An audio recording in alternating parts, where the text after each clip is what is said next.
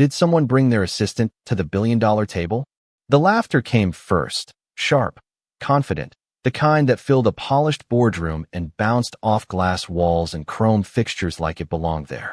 It was late afternoon in Manhattan, sunlight cutting across the long conference table on the 48th floor, where a $900 million investment deal was supposed to be finalized. The room smelled faintly of espresso and leather portfolios. At one end of the table sat the Whitmore family, old money, old confidence, the kind that built private equity empires and appeared on magazine covers beside words like legacy and power.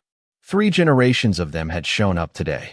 The patriarch Richard Whitmore with his silver hair and custom navy suit, his son Daniel leaning back with the relaxed arrogance of someone who had never been told no, and Daniel's daughter Claire scrolling through her phone as if the entire meeting were a formality already won. And then there was the woman sitting quietly halfway down the table. Jada Sterling. She didn't look like the person controlling the future of the deal.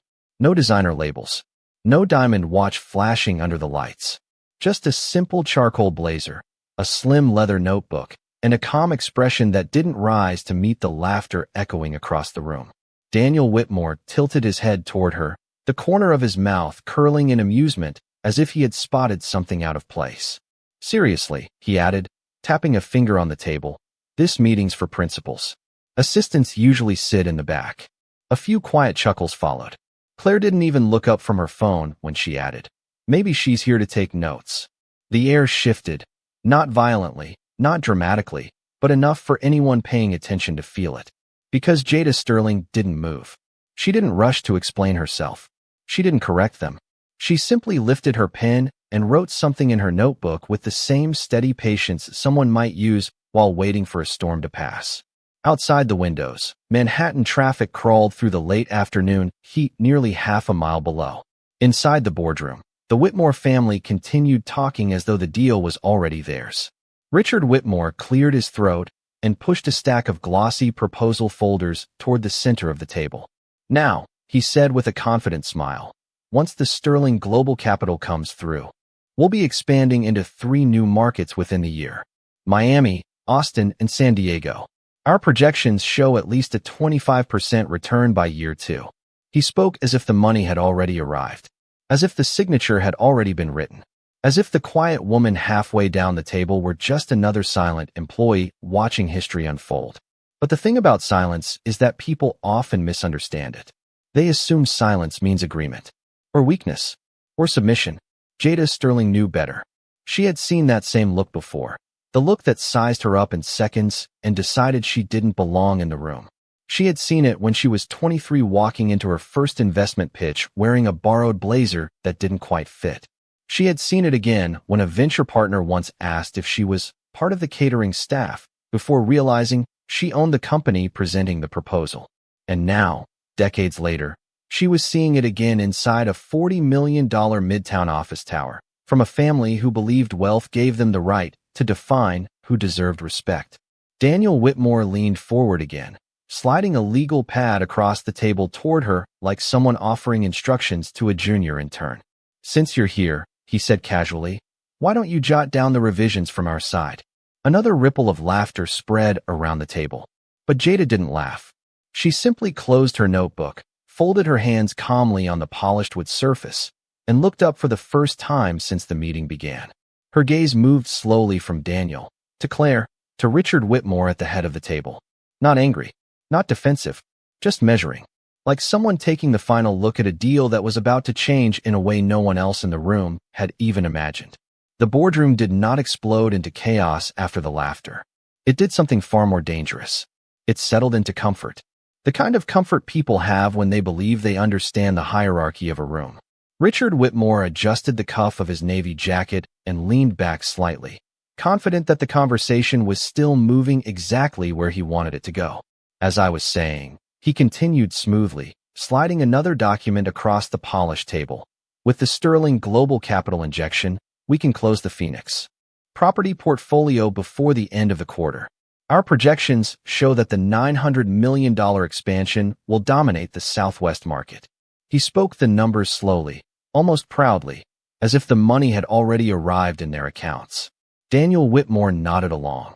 tapping a Montblanc pen against his legal pad. Claire finally looked up from her phone long enough to glance toward Jada Sterling again. Her eyes lingered on the simple blazer, the lack of jewelry, the quiet posture. Then she leaned toward her father and whispered something that caused another small ripple of amusement. The meeting moved forward without her. At least that was what they believed. Charts were displayed on the large wall screen.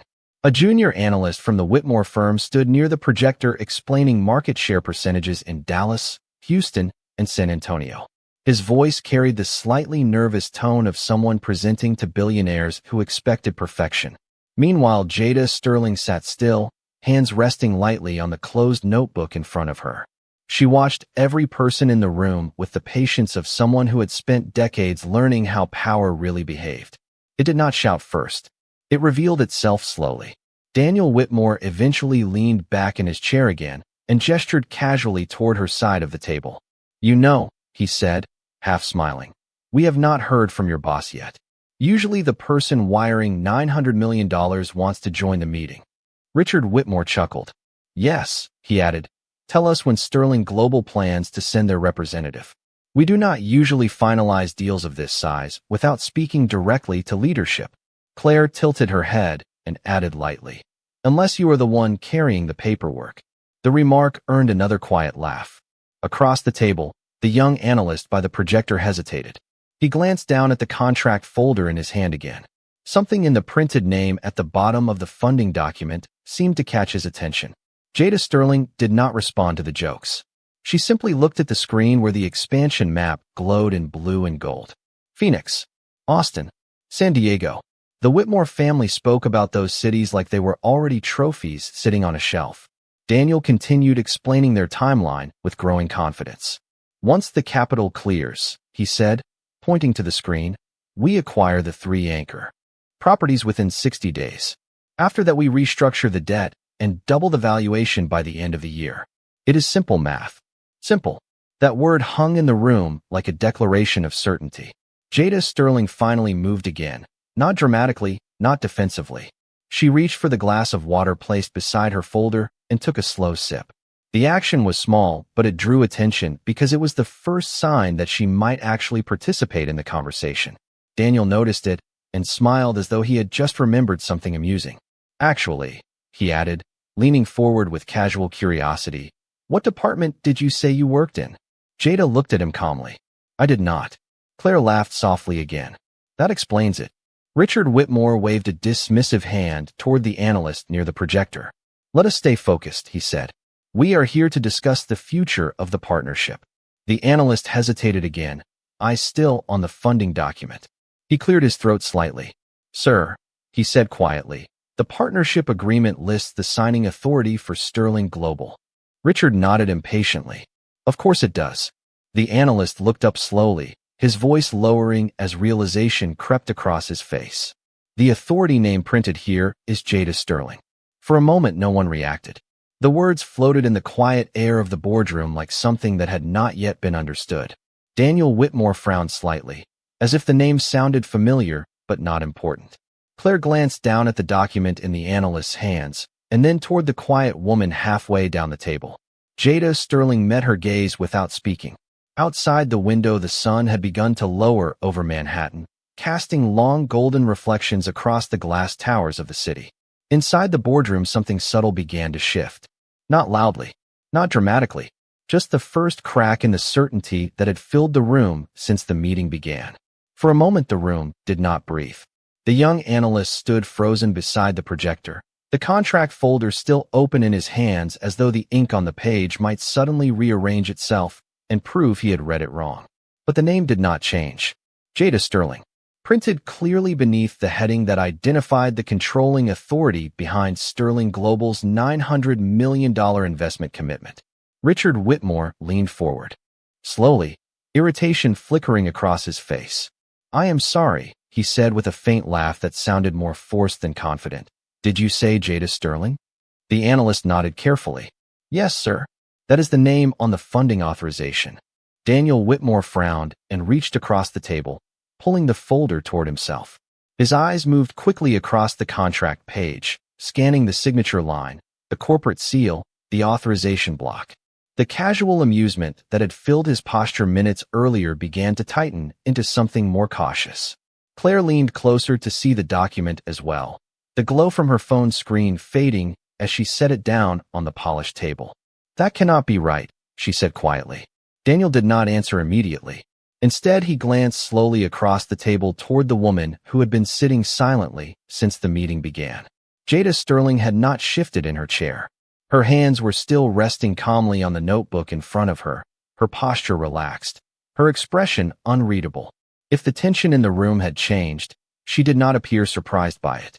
Richard Whitmore cleared his throat again, this time without the earlier confidence. "Perhaps there is a misunderstanding," he said carefully.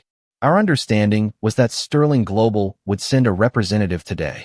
Jada's voice arrived quietly but clearly across the long conference table. "They did." The room stilled again. Daniel looked up from the contract page, his brow tightening. "You were saying you work for Sterling Global." It was not quite a question, more like a statement searching for confirmation. Jada met his gaze without urgency. "That is correct."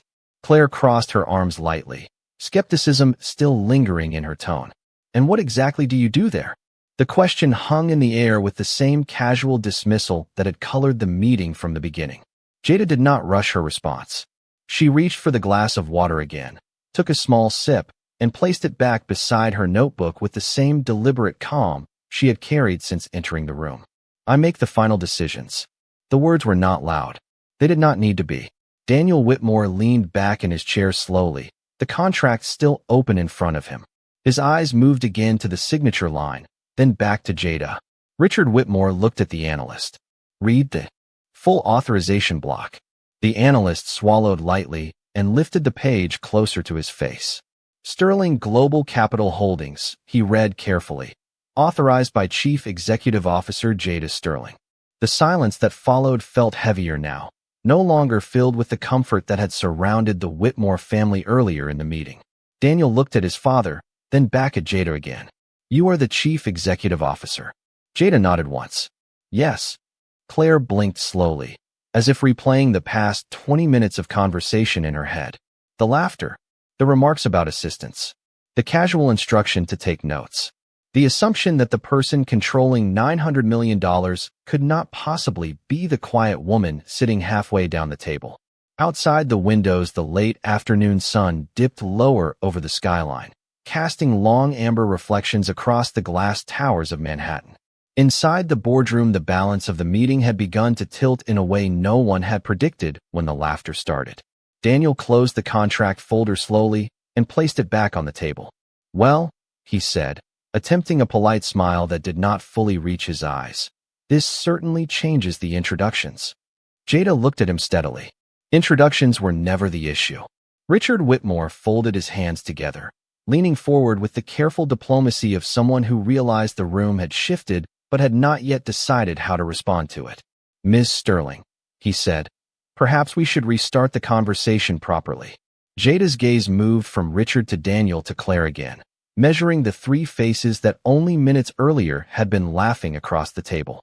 Her expression remained calm, but something else now lived behind it. Not anger, not embarrassment, something far more controlled. The quiet patience of someone who had allowed a room to reveal exactly what it believed before deciding what to do next. The boardroom did not return to normal after that moment. It tried. Richard Whitmore straightened the papers in front of him and adjusted his posture with the smooth composure of a man who had negotiated billion-dollar deals for 30 years. Daniel leaned back again, though the relaxed confidence he carried earlier had thinned into something more careful. Claire picked up her phone but did not unlock it. The silence that settled across the long glass table was different now. It was no longer the comfortable silence of people certain they controlled the room. It was the quiet that appears when the rules change without warning. Richard Whitmore finally spoke first. "Ms. Sterling," he said, his tone now measured and diplomatic. If there was any confusion earlier, it was purely procedural. "We were expecting a different introduction." Jada Sterling did not interrupt him. She simply listened, her gaze steady, her posture unchanged. Richard continued with the calm cadence of someone attempting to restore order. "Large transactions require many people in the room. Lawyers, analysts, representatives. It is easy for assumptions to form when roles are not clarified.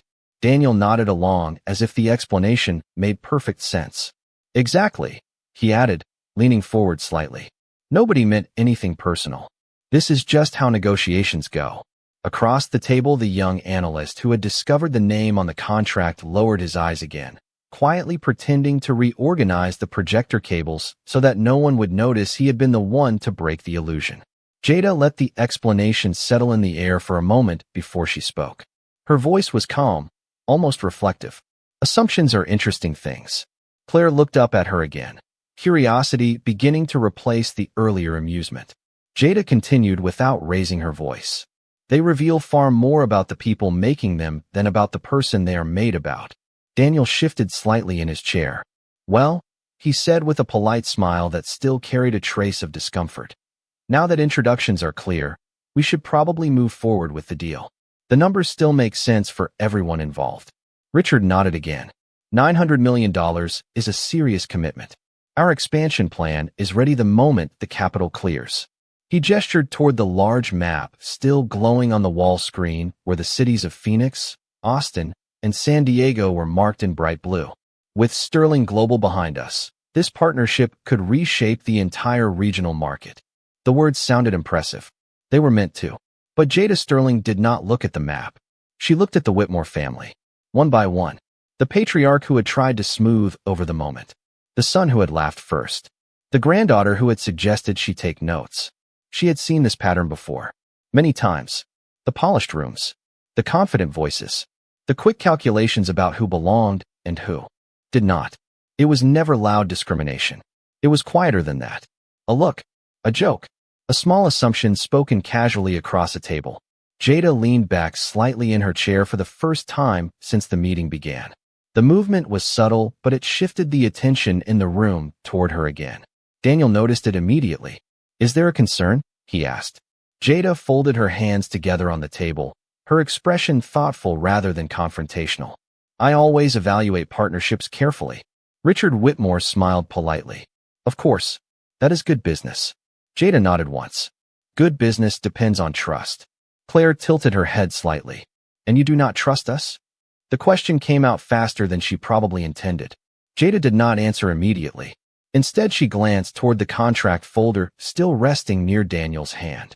The document that carried her signature authority.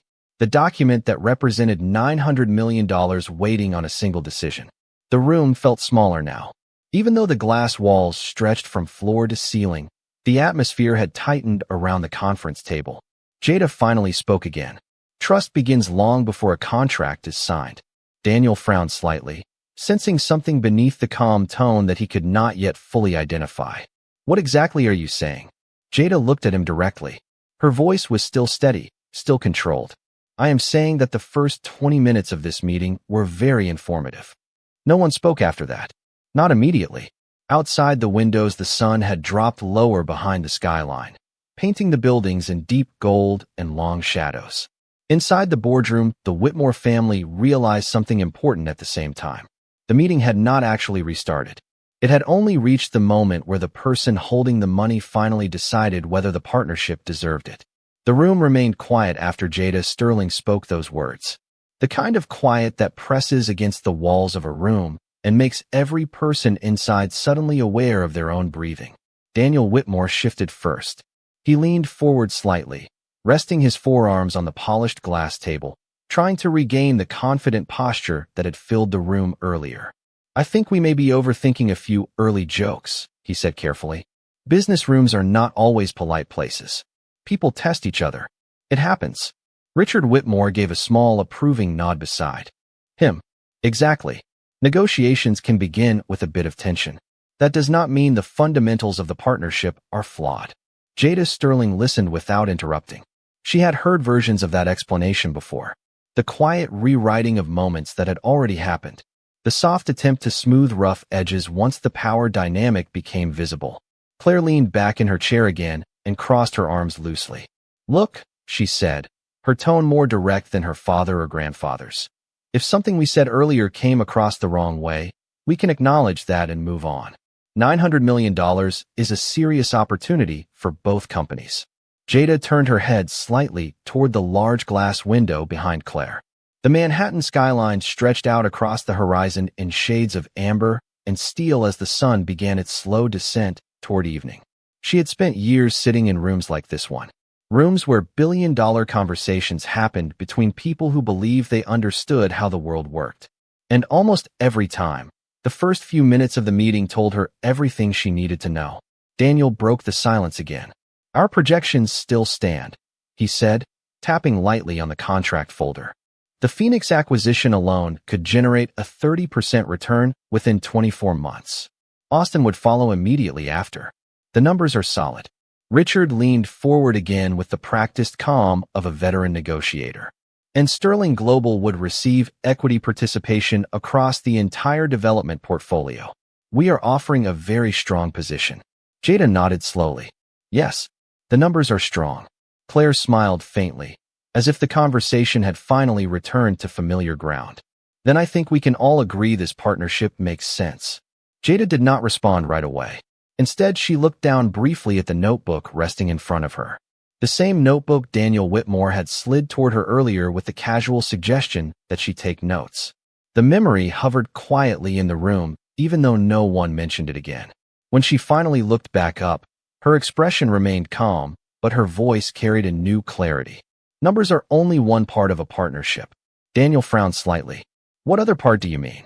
Jada folded her hands together again on the table. "Judgment." The word landed softly, but its meaning spread quickly through the room. Richard Whitmore raised an eyebrow. "Judgment." Jada nodded. "Every company decides who it trusts with its capital, not just based on spreadsheets or market projections, but based on the people sitting across the table." Claire glanced at her father again, sensing the direction of the conversation before anyone said it out loud. Daniel shifted again in his chair. "Are you suggesting that we somehow failed that test?" Jada did not answer immediately. Instead, she leaned back slightly and let her eyes move across the three members of the Whitmore family again. Richard Whitmore, Daniel Whitmore, Claire Whitmore. Three people who had walked into the meeting believing the outcome was already certain. She spoke again with the same steady tone she had used from the beginning. "I pay close attention to first impressions." Daniel let out a small breath and attempted another diplomatic smile. "First impressions can be misleading." Jada nodded once. "Sometimes." Richard Whitmore folded his hands together again. "But surely you are not going to base a $900 million decision on a misunderstanding that lasted less than half an hour." Jada looked at him directly now. Her voice did not rise. It did not sharpen. It simply became unmistakably clear. "I am not basing the decision on a misunderstanding." The silence returned again. Outside the windows, the sky had shifted from gold to deep orange as the sun dipped lower behind the Manhattan skyline. Inside the boardroom, every person at the table felt the same realization slowly settling into place. The meeting was no longer about financial projections or property portfolios. It was about something far more uncomfortable. The moment when the person holding the money decides whether the people asking for it deserve to receive it at all. The words settled into the room with quiet finality. "I am not basing the decision on a misunderstanding." For a long moment, no one spoke. The hum of the building's ventilation system became suddenly noticeable, a low mechanical whisper running through the ceiling above the conference room. Outside the glass walls, the Manhattan skyline was shifting toward evening, the last sunlight reflecting off distant towers nearly half a mile away. Inside the boardroom, the Whitmore family sat perfectly still, each of them trying to understand whether the conversation had already crossed a line that could not be uncrossed. Daniel Whitmore broke the silence first. "Let us slow down for a moment," he said carefully, placing both hands on the table as though trying to steady the situation. "Nobody here intended disrespect. If something earlier created the wrong impression, we can address it directly." Richard Whitmore nodded beside him with the composed patience of someone who had navigated tense negotiations before. "Deals of this size require clarity," he added. "And sometimes that clarity arrives through uncomfortable moments." Claire leaned slightly forward in her chair. The earlier confidence in her expression had softened into curiosity mixed with caution. "What exactly do you think you saw in the first 20 minutes of this meeting?" she asked. Jada Sterling did not answer immediately. Her gaze moved briefly across the conference table again. pausing on the contract folder that represented $900 million in potential capital. The document itself had not changed. The numbers were still the same. The expansion projections still glowed quietly on the wall screen behind them. But the room had revealed something far more important than the numbers. Jada finally spoke again, her voice calm and measured. I saw a room that made decisions about people very quickly. Daniel shifted slightly in his chair. That happens in business. Every investor evaluates people quickly. Jada nodded once. Yes. And every investor also decides what kind of people they want to partner with.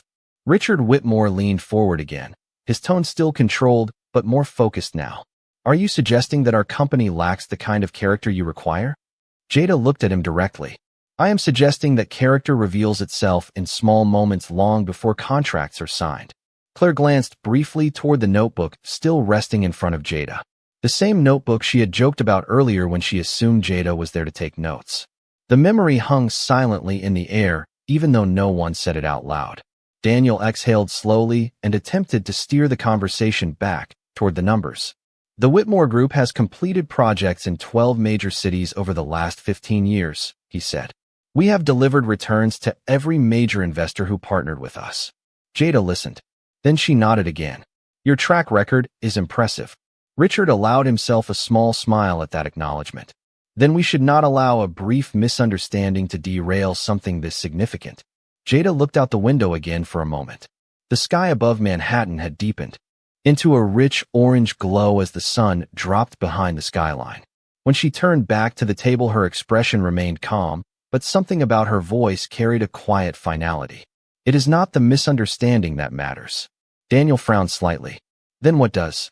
Jada folded her hands together again on the glass surface of the table. It is what happened before anyone realized who I was. The words settled across the room like a mirror placed directly in front of the Whitmore family. Richard Whitmore understood the implication immediately. He leaned back slowly in his chair, studying her with a more serious expression than before. You believe our behavior would have been different if we had known you were the chief executive officer. Jada did not hesitate. I know it would have been. Claire opened her mouth as if to argue the point, but then stopped. The truth was difficult to deny because every person in the room could remember the moment the analyst read the name on the contract. The laughter had disappeared instantly. The tone had changed. The respect had arrived only after the power had been identified. Daniel finally spoke again, though his voice now carried a trace of tension that had not existed earlier. That does not mean we are not capable of a successful partnership. Jada looked at him steadily. A partnership requires more than capability. The room grew quiet again. The city outside continued moving beneath the evening sky. Millions of people crossing streets and filling restaurants and boarding trains without knowing that inside one glass conference room a $900 million decision was approaching its final moment. Jada Sterling reached slowly toward the contract folder resting near Daniel's hand. She did not open it yet. She simply rested her fingertips lightly on the edge of the document, as though acknowledging the weight of the decision it represented. When she finally spoke again, her voice remained steady and calm. Before I decide what happens next, she said, there is one thing I want to be very clear about. Before I decide what happens next, there is one thing I want to be very clear about. Jada Sterling's voice remained calm, steady enough that it did not sound like a warning, but every person at the table felt the weight of the sentence before she even continued. Her fingertips still rested lightly on the edge of the contract folder that contained the $900 million commitment from Sterling Global. The document was only a few pages thick, yet it carried the kind of financial gravity that could reshape entire city skylines. Phoenix, Austin, San Diego. 3 markets the Whitmore family had already been speaking about, as if the buildings were already rising from the ground. Jada slowly slid the folder a few inches closer to herself, not abruptly, just enough for the quiet movement to draw every eye in the room toward it. Daniel Whitmore noticed first. His shoulders tightened slightly. Richard Whitmore remained composed, but the confidence in his posture had become more measured. Claire watched with the alert curiosity of someone who understood that the conversation had reached the point where decisions were no longer theoretical. Jada finally continued speaking. I have spent more than 20 years building Sterling Global. She did not say it with pride or arrogance. She said it the way someone might describe the slow construction of a building brick by brick. 20 years of boardrooms. 20 years of negotiations. 20 years of watching how people behave when they believe they hold the advantage. She let that history sit in the room for a moment before continuing. During those 20 years, I have learned something very simple about partnerships. Daniel leaned forward slightly again. What is that? Jada looked at him directly. Respect shows up before money does. No one interrupted her this time. The earlier attempts to soften the conversation had faded. Richard Whitmore rested his hands together on the table and listened carefully now, his expression thoughtful rather than defensive. Jada continued speaking with the same calm clarity. A contract can promise returns. It can describe equity percentages and expansion schedules. But a contract cannot create respect where it does not already exist. Claire shifted slightly in her chair, the earlier humor completely gone from her face. Daniel glanced briefly toward his father before speaking again. We are prepared to move forward with complete professionalism. Jada nodded once. I believe you are. Richard Whitmore spoke next, his voice slower now. Then I assume we can finalize the agreement today. The question hung in the air like a final step waiting to be taken. Jada looked down at the contract folder for a moment. The numbers inside it were impressive. $900 million. In capital allocation. The Whitmore Group's development plan had been attractive on paper from the beginning. The financial projections were strong. The market timing made sense. But the meeting had never been only about the numbers. Jada lifted the top page of the contract slowly and glanced at the signature block that carried her own printed name. Chief Executive Officer Jada Sterling. The same name that had shifted the entire tone of the room less than 30 minutes earlier. She closed the folder again, just as calmly. Daniel watched the movement closely. His voice came out slightly tighter than before. Is there still a concern about the partnership? Jada looked back at him. Yes. The single word settled across the table like a stone dropped into still water. Richard Whitmore spoke carefully. What exactly concerns you? Jada met his gaze without hesitation. The way this meeting began. Claire exhaled quietly. Daniel leaned back again, running a hand across the side of his jaw, as if considering how to respond. Richard Whitmore remained silent for a moment longer before speaking. If the opening moments of this meeting created the wrong impression, then we are prepared to correct that impression. Jada studied him for a second. The room had grown darker as the sun dropped lower outside the windows, the city lights beginning to flicker on across the Manhattan skyline. Finally, she spoke again. Some impressions cannot be corrected. Daniel frowned slightly. Why not? Jada rested her hand on the contract folder once more. Because they show what people believe before they realize anyone important is watching. Because they show what people believe before they realize anyone important is watching. The sentence settled across the conference table like a quiet verdict. No one spoke immediately. The Whitmore family sat in stillness, each of them understanding that the meeting had reached the moment where explanations no longer carried the same weight they had earlier. Outside the floor-to-ceiling windows, the Manhattan skyline had shifted fully into evening. Office lights flickered on across dozens of nearby towers, and traffic headlights crawled along the streets nearly half a mile below. Inside the boardroom, the atmosphere had become dense with something far heavier than negotiation strategy. Daniel Whitmore leaned forward again, the confidence that once filled his posture now replaced by careful calculation. Look, he said slowly, I think it would be unfortunate for everyone if this opportunity disappeared over a moment that none of us expected to matter this much. Richard Whitmore gave a quiet nod beside him. He had spent decades in business rooms and understood exactly how fragile a deal could become when trust slipped even slightly out of alignment. Ms. Sterling, he said calmly, our company values partnerships that last for decades. That is what we are offering today. Jada Sterling listened without interrupting. Her hand still rested lightly on the contract folder, the document that represented $900 million waiting for a single decision. Claire Whitmore finally spoke again, though her voice carried far less certainty than before. If the concern is about respect, she said carefully, then we can address that directly. Jada looked at her for a moment before responding. Respect is not something that appears when money enters the room. It is something that exists before the conversation even begins.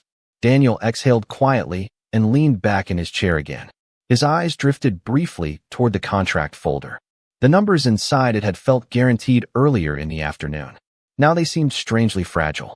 Richard Whitmore folded his hands together on the table and studied Jada closely.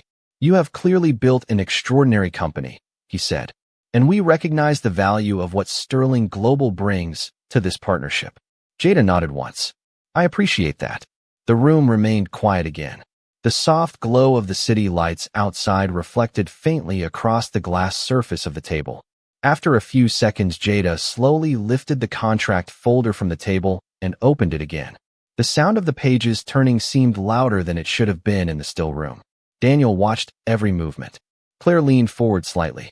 Even Richard Whitmore's calm posture tightened almost imperceptibly. Jada looked down at the signature page where her authority had already been printed and prepared for final confirmation. $900 million. The largest single investment Sterling Global had considered that quarter. She closed the folder again with deliberate care. Then she placed it back on the table. Not in front of Daniel Whitmore. In front of herself. Daniel spoke carefully. "Is something changing about the deal?" Jada looked at him with the same steady calm she had carried since entering the room. "Yes." Richard Whitmore's voice remained controlled but quieter now. "In what way?" Jada rested both hands lightly on the folder before answering. "Sterling Global will not be moving forward with this investment." The words landed without drama, but the effect was immediate. Daniel Whitmore blinked once as if he had misheard. Claire's shoulders stiffened slightly. Richard Whitmore remained silent for several seconds before finally speaking. "You are canceling the $900 million partnership." Jada nodded once. "Yes." Daniel leaned forward again, disbelief mixing with frustration. "You are walking away from a deal that benefits both companies." Jada met his gaze without raising her voice. "I am walking away from a partnership that revealed its priorities before the paperwork was even opened." Claire shook her head slightly. "That is a massive decision to make over 20 minutes of conversation." Jada's expression remained calm. "Those 20 minutes told me everything I needed to know." The room fell silent again. Outside the windows, Manhattan continued moving through another ordinary evening. Unaware that inside a single glass conference room, a $900 million agreement had just disappeared with one quiet decision. "Those 20 minutes told me everything I needed to know." The sentence lingered in the air long after Jada Sterling finished speaking.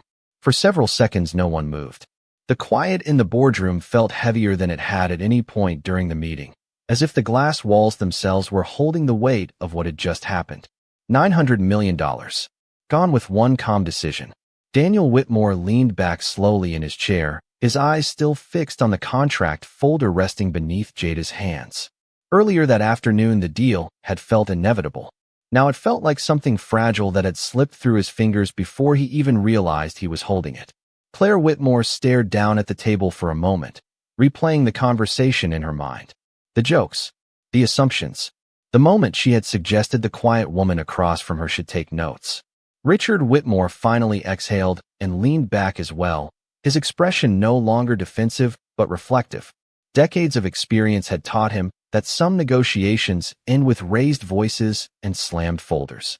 Others end exactly like this, with calm words that cannot be reversed. "Miss Sterling," he said quietly, "that is a very significant decision." Jada nodded once. "Yes, it is." Daniel spoke again, though the edge in his voice had softened into something closer to disbelief. "You are walking away from a project that could reshape 3 major markets. Phoenix, Austin, San Diego." Jada looked briefly toward the glowing map still displayed on the wall screen.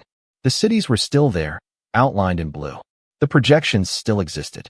The opportunity had not disappeared from the world. It had only disappeared from this partnership. "Opportunities do not disappear," she said calmly. "They simply move to the right partners." Claire lifted her eyes again. There are not many companies capable of funding something this large on short notice. Jada gave a small, thoughtful nod. Sterling Global did not become successful by rushing into the wrong rooms. Richard Whitmore studied her carefully for a moment longer before speaking again. "You believe we showed you who we really are today?" Jada met his gaze directly. "Yes." Richard did not argue the point. Instead, he gave a slow, almost respectful nod as though accepting the clarity of the moment. Daniel ran a hand across his jaw again, frustration still visible but tempered by the realization that the decision had already been made. "What happens now?" he asked quietly. Jada closed the contract folder and slid it back into the slim leather portfolio she had carried into the room earlier that afternoon. The movement was unhurried, deliberate, exactly the same calm rhythm she had carried since the moment she sat down at the table. Now Sterling Global continues evaluating opportunities that align with our standards. Claire watched as the folder disappeared into the portfolio. All that capital, she said softly. Jada stood slowly from her chair, the city lights behind her now fully illuminated across the darkening skyline. Capital is only powerful when it builds something worth respecting. No one tried to stop her. No one argued again. Richard Whitmore remained seated, his hands folded together as he watched her prepare to leave the room. Daniel looked toward the window, the reality of the vanished deal settling in. Claire stared at the empty space on the table where the contract had rested only minutes earlier. Jada paused briefly beside her chair before walking toward the door. She looked back once at the three people still seated at the long conference table. Her voice remained steady, calm, and unmistakably clear. You did not lose $900 million because of me. She let the words sit in the quiet room for a moment before finishing the thought. You lost it because of the way you treated someone you thought did not matter. Then she turned and walked toward the glass door of the boardroom, leaving behind the skyline, the empty contract, and a lesson that would likely echo through that office long after the meeting itself was over.